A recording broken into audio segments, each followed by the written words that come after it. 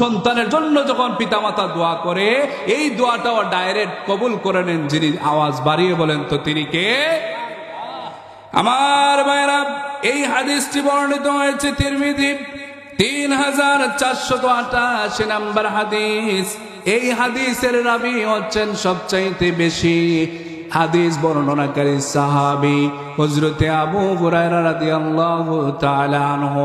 আন আবি হুরায়রা রাদিয়াল্লাহু তাআলা আনহু قال قال رسول الله صلى الله عليه وسلم ثلاث دعوات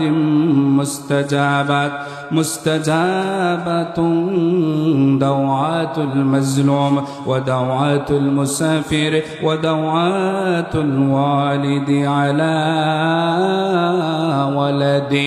বিশ্বনবী বলেন এই পৃথিবীতে আল্লাহ তাআলা মুস্তাজাবাত দাওয়াত মানে যিনি দোয়া করলে ডাইরেক্ট দোয়া কবুল হয়, এই দোয়াটা আর ফিরে আসে না, এই দোয়ার মধ্যে কোনো বাধা বিপত্তি থাকে না, ডাইরেক্ট এই দোয়াটা কবুল হয়ে যায়, এমন বান্দাকে বলে মুস্তাজাবাত দাওয়াত। আল্লাহ রাব্বুল আলামিনের প্রিয় নবী বলেন আল্লাহ তাআলা তিনজন মানুষকে মুস্তাজাবাত দাওয়াত বানিয়েছেন।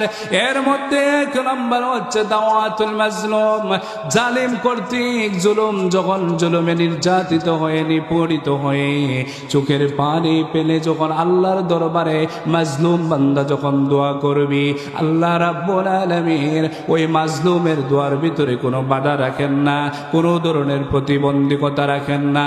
মাজলুম বান্দা যখন দোয়া করবি, আল্লাহ রাব্বুল আলামিন মাজলুমের দোয়াটা সাথে সাথে ডাইরেক্টলি আল্লাহ তাআলা কবুল করে নিবে।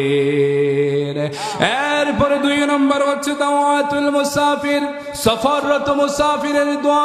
সফররত মুসাফির যখন আল্লাহর দরবারে দোয়া করবে, ওই দোয়াটা রব্বুল আলামিন ফিরিয়ে দেন না, ওই দোয়াটা রব্বুল আলামিন সাথে সাথে কবুল করে নেন।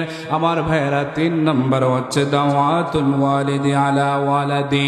পিতা মাতার দোয়া সন্তানের জন্য, পিতা মাতার দোয়া সন্তানের জন্য। পিতা মাতা যখন দোয়া করবি, নেক দোয়া হোক আর বদ দোয়া হোক, সন্তানের জন্য পিতা মাতা যখন দোয়া করবি, ওই দোয়াটাও রব্বুল আলামিন আর ফিরিয়ে দেন না, ওই দোয়াটাও রব্বুল আলামিন সাথে সাথে কবুল করে নেন। জোরে জোরে বলি সুবহানাল্লাহ। এই জন্য সন্তানের জন্য যখন দোয়া করবেন তখন নেক দোয়া, ভালো দোয়া করবেন, কখনো সন্তানের জন্য বদ দোয়া করবেন না। সন্তানের জন্য যদি বদ দোয়া করেন তাহলে আপনার সন্তানের জীবনটা ধ্বংস হয়ে যাবে, সন্তান দুনিয়াতেই ধ্বংস হয়ে যাবে। আওয়াজ বাড়িয়ে বলেন ঠিক কিনা?